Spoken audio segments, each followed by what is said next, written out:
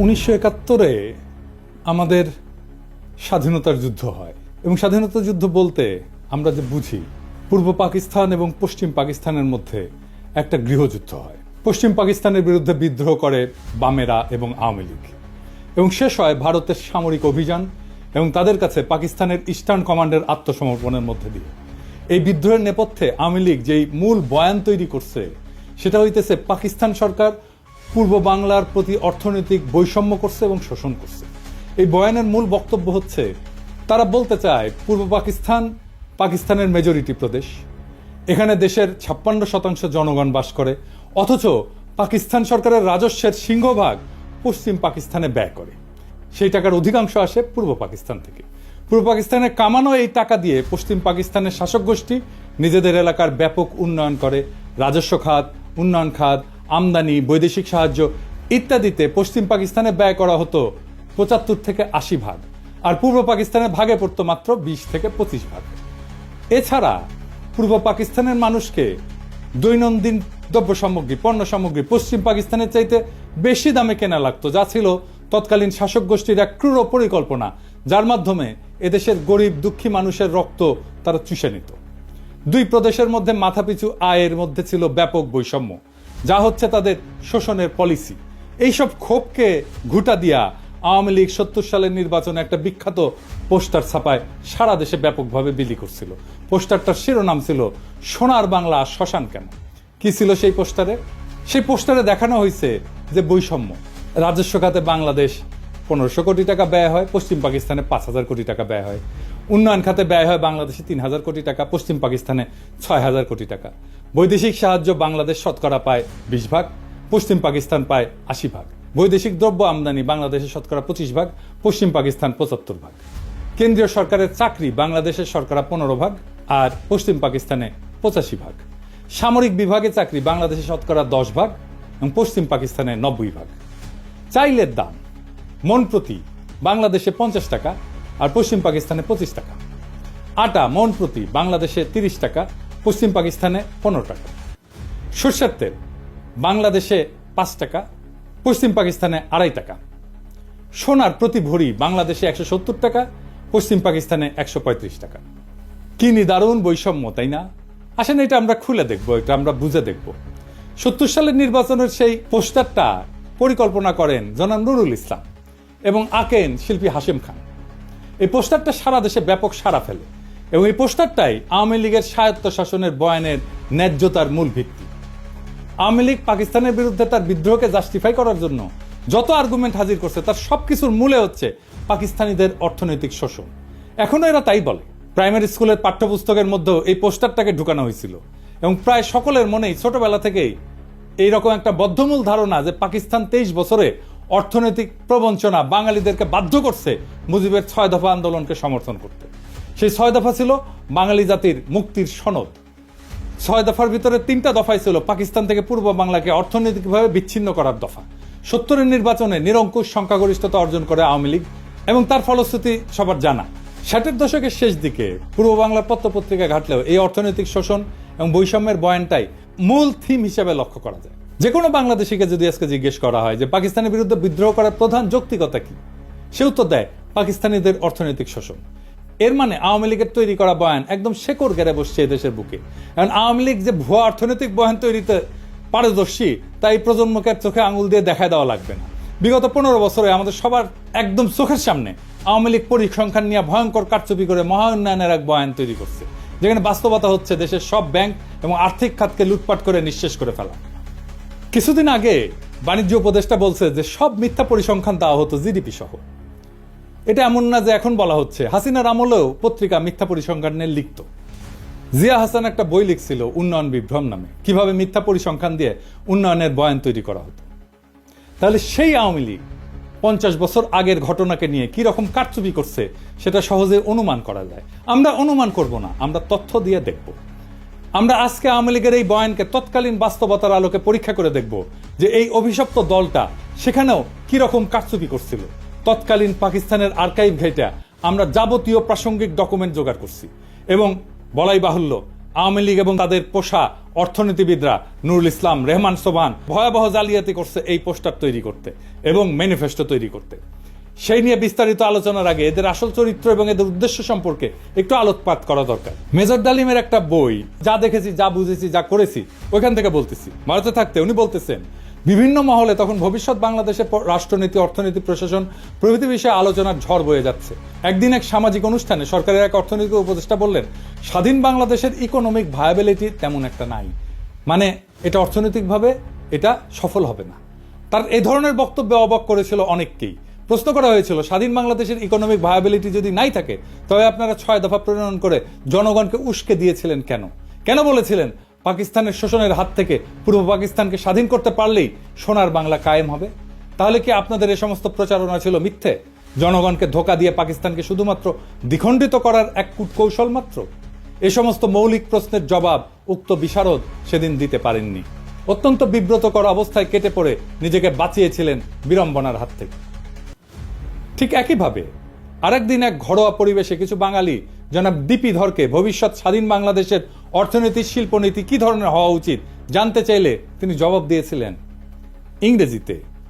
কিন্তু বাংলায় এটা বোঝা যায় যে তোমাদের এসব নিয়ে কথাবার্তা বলার দরকার নাই, তুমি শুধু ফসল ফলাও, ধান ফলাও, বাকিগুলো আমরা দেখব। এই ধরনের কথা থেকে পরিষ্কার বোঝা যায় যে বাংলাদেশকে ভারতের অর্থনৈতিক বাজার এবং পশ্চাৎভূমিতে পরিণত করার ষড়যন্ত্র ছিল ভারতীয় আধিপত্যবাদী নীল নকশার অন্তর্ভুক্ত। শুধু কি তাই, বাংলাদেশের অর্থনীতিকে সম্পূর্ণভাবে বাংলাদেশের উপরে ভারতীয় নিয়ন্ত্রণ নিশ্চিত করার খায়েশটাও পরিষ্কারভাবে ধরা পড়েছিল জনাব ধরের বক্তব্যে। এই হচ্ছে বাঙালির মুক্তির সনদ প্রণেতাদের দৃষ্টিভঙ্গি, যারা নিজেরাই স্বাধীন বাংলাদেশে বিশ্বাস করত না, যারা সর্বদা ভারতকেই তাদের তীর্থভূমি হিসেবে কল্পনা করেছে আজীবন।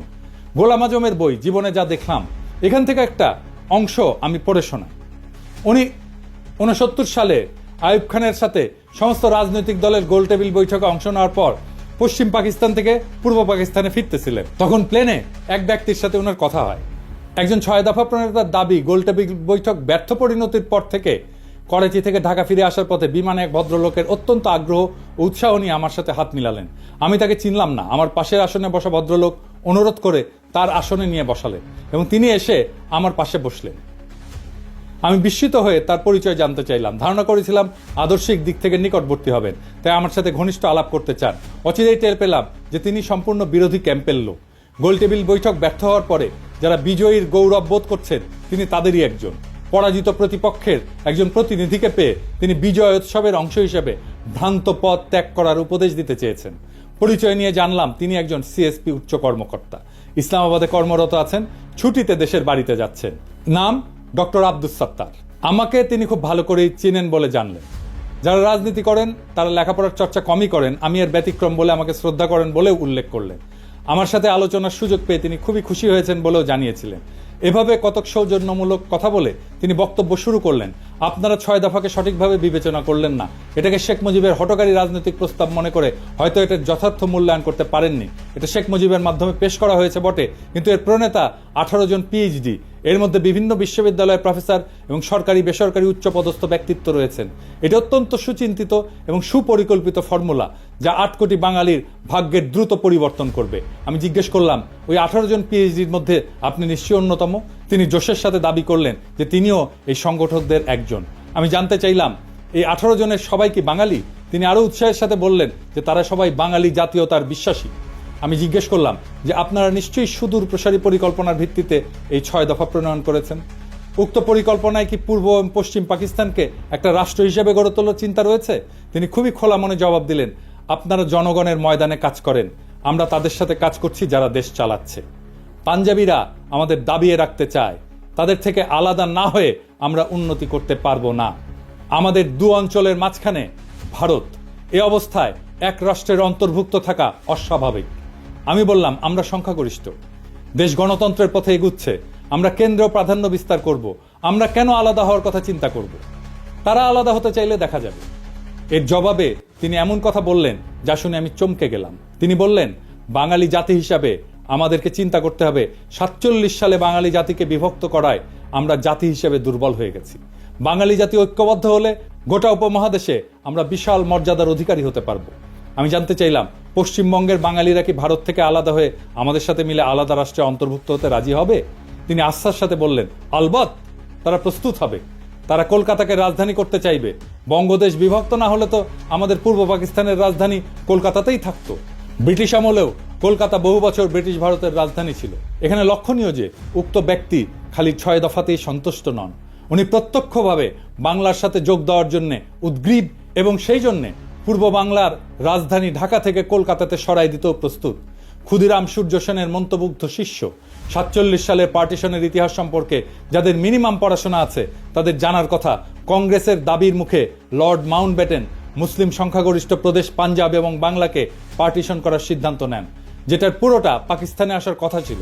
কায়েদে আজম জিন্না অনিচ্ছা সত্ত্বেও এই পার্টিশনের সিদ্ধান্তকে মেনে নেন, যেটা ছিল তার স্টেটসম্যানশিপের পরিচয়।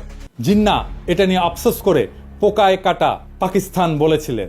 মাউন্টব্যাটেন প্ল্যানের আগ পর্যন্ত কংগ্রেস, মুসলিম লীগ এবং ইংরেজ সরকারের মধ্যে যত আলোচনা হয়েছে তার মুখ্য টপিক ছিল নতুন সংবিধানে ব্রিটিশ ভারতের 11টি প্রদেশের মধ্যে কি রকম সম্পর্ক থাকবে স্বাধীনতার পর। 1946 সালের ক্যাবিনেট মিশনে পুরো ভারতকে অখণ্ড রেখে মুসলিম প্রধান প্রদেশগুলোকে ম্যাক্সিমাম অটোনমি দেওয়ার একটা প্রস্তাব সংবিধানে করা হয়, যেটাতে মুসলিম লীগ এবং কায়েদে আজম সম্মতি প্রদান করেন। কংগ্রেস এবং নেহরু সেই প্রস্তাব মানতে রাজি না থাকায় কায়েদে আজম এরপর পূর্ণ স্বাধীনতার দাবি করেন। মাউন্টব্যাটেন প্রস্তাবের আগ পর্যন্ত প্রদেশগুলোকে অখণ্ড রেখে কোন প্রদেশ ভারতে থাকবে আর কোনটা পাকিস্তানে যাবে সেটা নিয়ে নেগোসিয়েশন চালান। মুসলিম লীগ 11টি প্রদেশের মধ্যে 4টি মুসলিম প্রধান প্রদেশ বাংলা, পাঞ্জাব, সিন্ধু, উত্তর পশ্চিম সীমান্ত প্রদেশ দাবি করে। মাউন্টব্যাটেন নেহরু দিয়ে ইনফ্লুয়েন্স হন। এই নেহরুর সাথে মাউন্টব্যাটেনের স্ত্রীর একটা অ্যাফেয়ার ছিল, দরকার পড়লে এটা রেফারেন্স দেওয়া যাবে। তো এই ইনফ্লুয়েন্সড হয়ে বাংলা এবং পাঞ্জাবের পুরো প্রদেশ না দিয়ে সেটাকেও পার্টিশন করার সিদ্ধান্ত নেন। 3রা জুন মাউন্টব্যাটেনের পার্টিশনের সিদ্ধান্তের পর ব্রিটিশ পার্লামেন্টের প্রথম প্ল্যানে, যেটা জুলাই মাসে ইন্ডিয়ান ইন্ডিপেন্ডেন্স অ্যাক্ট 1947-এর ভিতরে অন্তর্ভুক্ত ছিল, বাংলা প্রদেশের 5টি বিভাগের বর্ধমান প্রেসিডেন্সি, রাজশাহী, ঢাকা, চট্টগ্রাম 28টা জেলার মধ্যে পাকিস্তানকে 16টা জেলা প্রদান করা হয়। বর্ধমান বিভাগকে সম্পূর্ণ ভারতে, ঢাকা এবং চট্টগ্রাম বিভাগকে পার্বত্য চট্টগ্রাম ডিস্ট্রিক্ট বাদে, পার্বত্য চট্টগ্রাম পরে অন্তর্ভুক্ত হয়েছে, সম্পূর্ণ পাকিস্তানকে প্রদান করা হয়। প্রেসিডেন্সি বিভাগের 6টি জেলার মধ্যে পাকিস্তানকে 3টা, যশোর, মুর্শিদাবাদ, নদিয়া, এবং ভারতকে 3টা জেলা, কলকাতা, 24 পরগনা, খুলনা প্রদান করা হয়। রাজশাহী বিভাগকে পার্টিশন করে 8টি জেলার মধ্যে 6টি জেলা, বগুড়া, দিনাজপুর, মালদা, পাবনা, রাজশাহী, রংপুর পাকিস্তানে, এবং অবশিষ্ট 2টি জেলা দার্জিলিং, জলপাইগুড়ি ভারতে প্রদান করা হয়। এছাড়া জুলাই মাসে আসামের সিলেট জেলাতে গণভোট হয়, সেখানকার সংখ্যাগরিষ্ঠ মুসলিম পাকিস্তানে যোগ দেওয়ার পক্ষে ভোট দেয়। এরপরে স্যার সিরিল রেডক্লিফকে প্রধান করে একটা পার্টিশন কমিশন বানানো হয় ফাইনাল ডিটেলস ঠিক করার জন্য। স্যার রেডক্লিফ ইন্ডিয়ান ইন্ডিপেন্ডেন্স অ্যাক্টের প্ল্যানে অদল বদল করেন। প্রথমত উনি মুর্শিদাবাদ, নদিয়া এবং মালদা জেলাকে ভারতে প্রদান করেন, পাকিস্তানকে ভারত থেকে খুলনা নিয়ে প্রদান করেন, এছাড়া পাকিস্তানকে পার্বত্য চট্টগ্রাম জেলা প্রদান করেন। খালি এতটুকু করেই ক্ষান্ত হন নাই, উনি এরপরে পার্টিশনের ইউনিটকে জেলা থেকে থানা পর্যায়ে নামায় আনেন। অর্থাৎ খালি মুসলিম সংখ্যাগরিষ্ঠ জেলার মধ্যে যেসব থানা মুসলিম সংখ্যাগরিষ্ঠ সেগুলোকেই পাকিস্তানে ভাগে পড়ে, প্রদেশ থেকে ইউনিট একেবারে থানাতে নামায় আনছে। এর ফলে রেডক্লিফ সাহেবের জলপাইগুড়ি এবং দিনাজপুর জেলাকে পার্টিশন করে মুসলিম প্রধান থানাকে পাকিস্তানে দেন। মালদা, মুর্শিদাবাদ পুরোটাই ভারতে থাকে মুসলিম সংখ্যাগরিষ্ঠ হওয়া সত্ত্বেও। নদিয়াকে পার্টিশন করে কুষ্টিয়া, চুয়াডাঙ্গা অঞ্চল পাকিস্তানে, এবং যশোরকে পার্টিশন করে বনগাঁ পর্যন্ত ভারতকে দেওয়া হয়। 24 পরগনা জেলা পুরোটাই ভারতে থাকে। এরপরও উনি ক্ষান্ত হন না, উনি সিলেটের 35টি থানার মধ্যে 6টি থানা কেটে করিমগঞ্জ সহ সেটা ভারতকে প্রদান করেন। এই রেডক্লিফ অ্যাওয়ার্ড দেশ স্বাধীন হওয়ার 1-2 দিন পর প্রকাশ করা হয়। রেডক্লিফ পাঞ্জাবেও ঘুটু করছে, মাউন্টব্যাটেনের চাপে পড়ে, সেটা অন্য কাহিনী, এর সাথে কাশ্মীর জড়িত। রেডক্লিফ রিভারের রেলেভেন্ট অংশ আপনি এখানে পাবেন, আমি সবগুলোই ডেসক্রিপশনে দিয়ে দিচ্ছি। 3রা জুন 1947 সালে মাউন্টব্যাটেনের পার্টিশন সিদ্ধান্ত প্রকাশিত হওয়ার পর বাংলা প্রদেশের মুসলিম লীগের নেতা সোহরাওয়ার্দী দিল্লিতে কায়েদে আজমের সাথে দেখা করতে যান। সোহরাওয়ার্দী এবং বাংলার মুসলিম লীগ ভেবেছিল পুরো বাংলা প্রদেশ পাকিস্তানে যাবে। পার্টিশনের সিদ্ধান্তে তারা স্বাভাবিকভাবে আপসেট হয়। সোহরাওয়ার্দী এবং আবুল হাশিম, মানে বদরুদ্দিন ওমরের বাবা, জিন্নার কাছে অনুমতি চায়। যদি জিন্না রাজি থাকে তখন তারা বাংলা কংগ্রেসের নেতাদের সাথে আলোচনা করে দুই পক্ষ মিলে একটা প্রপোজাল দেবে যাতে পুরো বাংলা প্রদেশ এক থেকে ভারত এবং পাকিস্তান থেকে আলাদা হয়ে তৃতীয় একটা দেশ তৈরি করে আসামের সাথে মিলে। জিন্না তার সম্মতি প্রদান করেন। এই প্রস্তাবে বাংলা কংগ্রেসের নেতা শরৎ বসু, সুভাষ বোসের দাদা এবং শর্মিলা বোসের ঠাকুরদা, যিনি এই বইটা লিখছিলেন, ওনারা নিমরাজি থাকলেও কেন্দ্রীয় কংগ্রেসের নেতা নেহেরু এবং সর্দার প্যাটেল যখন জানতে পারে, তারা শরৎ বোসকে বিশাল ঝাড়ি মারে। তাতে শরৎ বোস ওই প্রস্তাব থেকে সরে আসে। এছাড়া বাংলার হিন্দু মহাসভার নেতা শ্যামাপ্রসাদ মুখার্জি এই প্রস্তাব শোনার পর বিশাল জনসভা ডেকে এই প্রস্তাবের বিরোধিতা করার জন্য। তারা কোনো মতেই হিন্দুস্তান থেকে আলাদা হতে রাজি না। এইসব শোডাউন কাজে দেয় এবং এখানেই অখণ্ড বাংলার প্রস্তাবের ইতি ঘটে। ইতিহাস এখানে প্রমাণ করে 1947 সালে বাংলা ভাগের জন্য কংগ্রেস এবং হিন্দু মহাসভা দায়ী। স্বাভাবিকভাবেই তারা পুরো বাংলাকে ভারতের অংশ হিসেবে চেয়েছিল। মুসলিম লীগ পুরো বাংলাকে পাকিস্তানের অংশ হিসেবে চেয়েছিল। কিন্তু পার্টিশনের সিদ্ধান্ত শোনার পর মুসলিম লীগ অখণ্ড বাংলা রাখতে রাজি ছিল। যদি বাংলা আসাম মিলে তৃতীয় আর একটা দেশ হয়, কংগ্রেস এবং মহাসভা সেটার চাইতে খণ্ডিত বাংলাকেই ভারতের অংশ হিসেবে প্রেফার করে। তৎকালীন বাংলার মুখ্যমন্ত্রী সোহরাওয়ার্দী শেষে একটা প্রস্তাব দেয় যে অন্তত রাজধানী কলকাতা 6 মাস পর পাক ভারতের যৌথ কন্ট্রোলে থাকুক, যাতে প্রশাসনিক ব্যবস্থা অর্গানাইজভাবে ট্রান্সফার করা যায়। সর্দার প্যাটেলের উত্তরে বলেন, নট ইভেন ফর 6 days। কাজেই পশ্চিম বাংলার হিন্দুরা হিন্দুস্তানের থেকে আলাদা হয়ে পূর্ব বাংলার মুসলিমদের সাথে ইউনিয়ন করে থাকবে, আর ভারতও এটা মেনে নিয়ে বিনা যুদ্ধে এত বড় মেদিনী ছেড়ে দেবে। মানে দুর্যোধন বলছিল মহাভারতের, বিনা যুদ্ধে নাহি দেব সূচক্র মেদিনী। একটা সূচের আগায় যতটুকু ভূমি থাকে ওইটাও যুদ্ধ ছাড়া দেব না, ওটাই ভারতের পলিসি। তাই এটা একটা আকাশ কুসুম কল্পনা। আওয়ামী লীগের নেতাদের এসব ইতিহাস খুব ভালো করে জানার কথা, কারণ তারা মুসলিম লীগের কর্মী ছিল 47 সালে। এরপর এইসব 6 দফা প্রণেতারা মানুষকে মূলা দেখাইছে যে তারা পশ্চিম বাংলার সাথে ইউনিয়ন করবে। এটা ছিল আওয়ামী লীগের একটা ভয়ঙ্কর প্রতারণা। 1971 সালের 7 দফা চুক্তির ইতিহাস নতুন প্রজন্ম ইতিমধ্যে জেনে ফেলছে। সর্বশেষে এই পোস্টারের প্রণেতা অর্থনীতিবিদ নুরুল ইসলাম যে কত স্থূল একজন ব্যক্তি ছিল তার একটা সামান্য উদাহরণ দেই। 2016 সালে বাংলাদেশ প্রতিদিন পত্রিকায় পোস্টারটার শিল্পী হাশেম খান একটা প্রবন্ধ লেখেন। সেখানে উনি পোস্টার তৈরির ইতিহাস বর্ণনা করেন। সেই প্রবন্ধের একটা অংশ হচ্ছে, কিছুক্ষণের মধ্যে নুরুল ইসলাম ফিরে এসে বললেন, কিছু একটা দাঁড় করাতে পারলেন? আজকে আর বিদ্যুৎ আসবে না। পাকি সরকার পূর্ব পাকিস্তানের অন্ধকারে রাইখা পাকিস্তানের আলোতে ভাসাইয়া দিচ্ছে। সারা রাত শহর বন্দর অলিগলি এমনকি গ্রাম পর্যন্ত বিদ্যুতের বাতি আলো দিতেছে। সামনের ইলেকশনে পশ্চিমাদের গদি থেকে নামাইয়া আওয়ামী লীগরে বসাইতে হবে। নুরুল ইসলাম দাবি করতেছেন পূর্ব পাকিস্তানের লোডশেডিং এর জন্য পশ্চিম পাকিস্তান দায়ী। তারা এখন এখানে বিদ্যুৎ বন্ধ করে নিজেদের এলাকায় বিদ্যুৎ সরবরাহ করতেছিল। কি অদ্ভুত দাবি আর মনস্তত্ত্ব।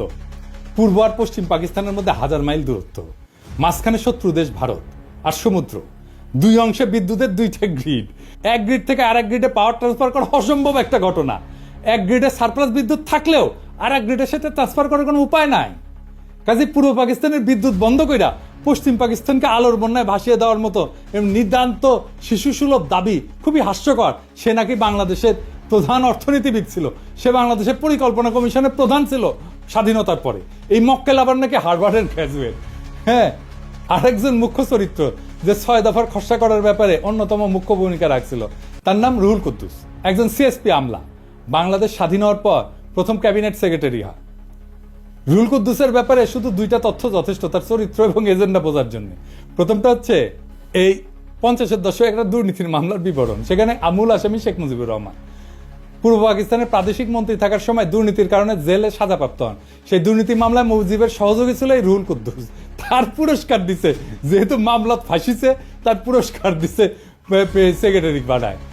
আর একটা মামলা হচ্ছে আগরতলা ষড়যন্ত্র মামলা, যেখানে আসামিরা ভারতের প্রত্যক্ষ সাহায্যে পূর্ব পাকিস্তানে বিদ্রোহ সংগঠিত করে বিচ্ছিন্ন হওয়ার পরিকল্পনা করে।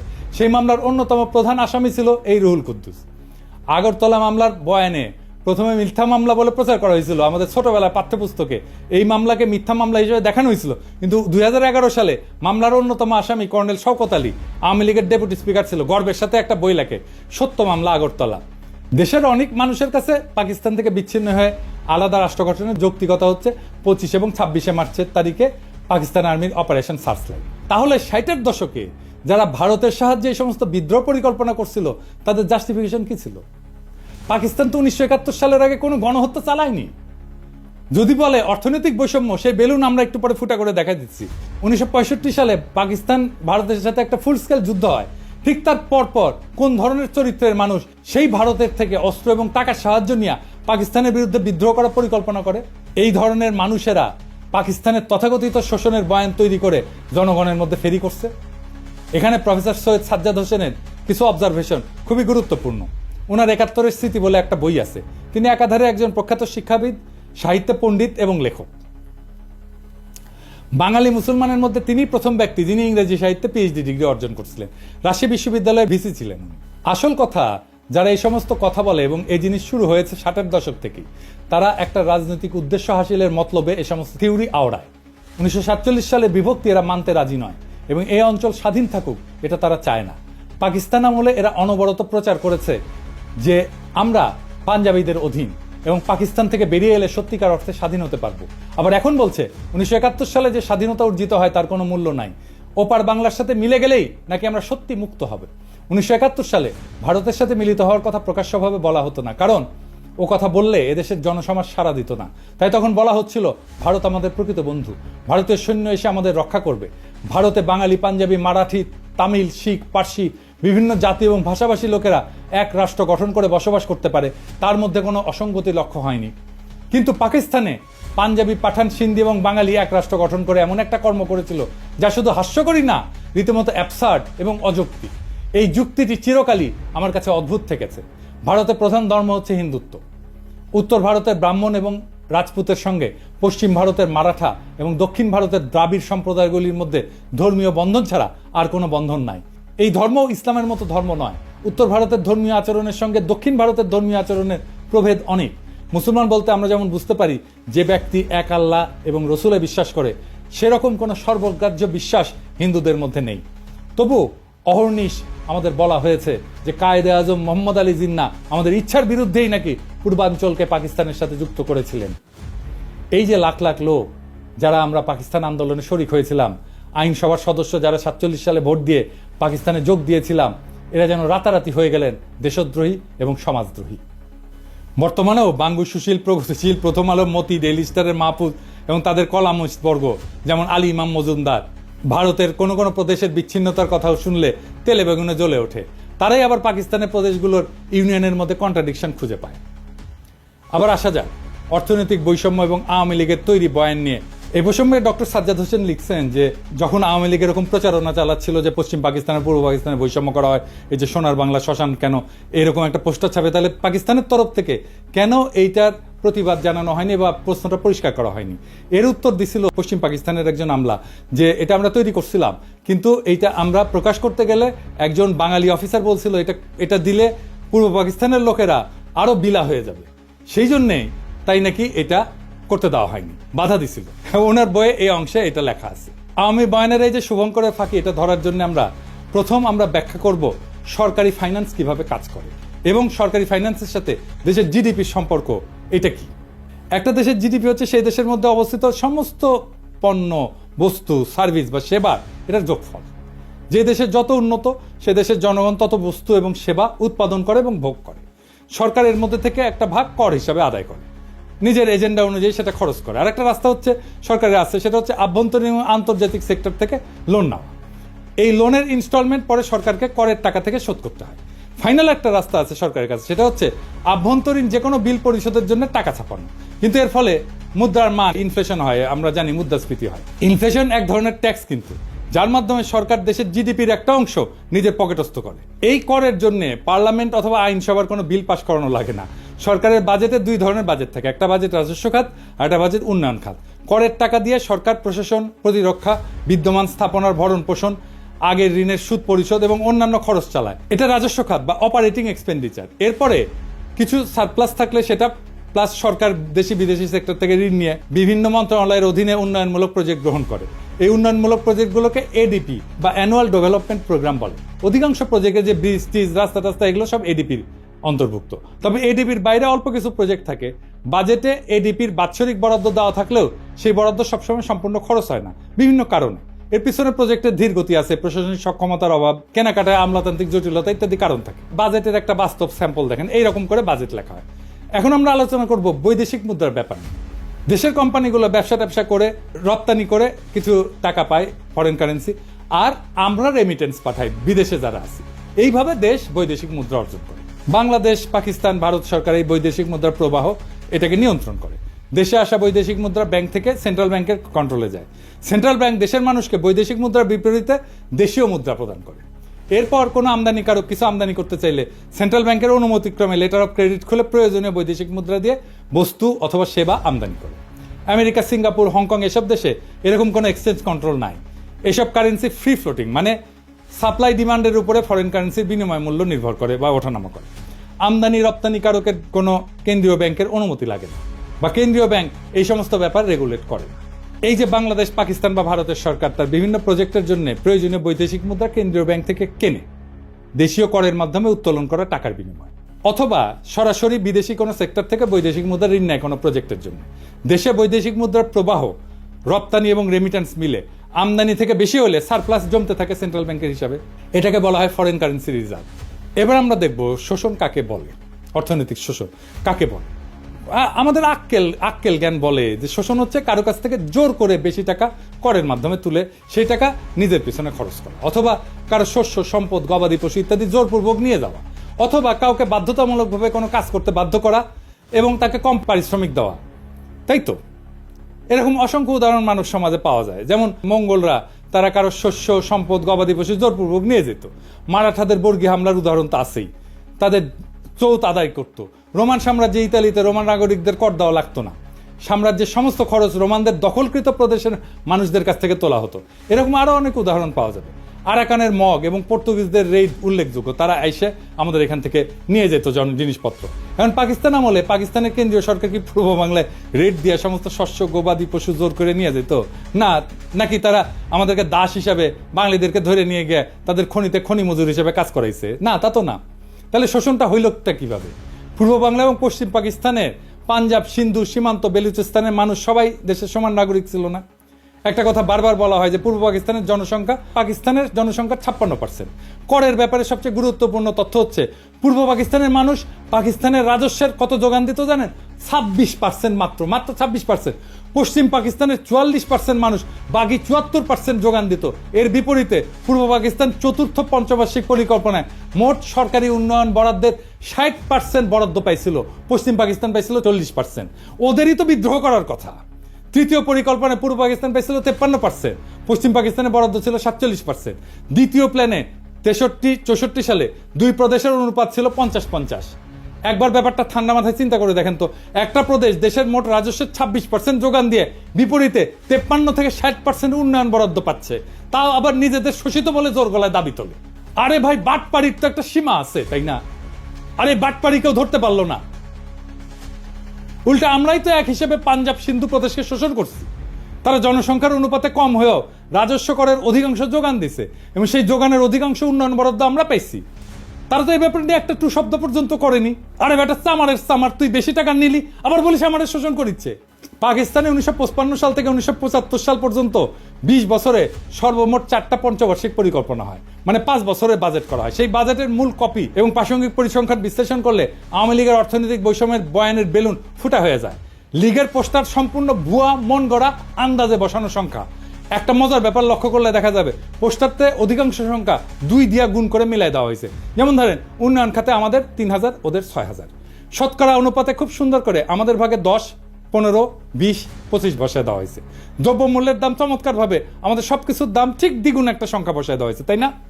একটা বাচ্চাকে অঙ্ক কষতে দিলে সে অঙ্ক না পারলে উত্তরে যেরকম একটা সংখ্যা আন্দাজে মিলায় বসায় দেয়, ব্যাপারটা ঠিক সেই রকম।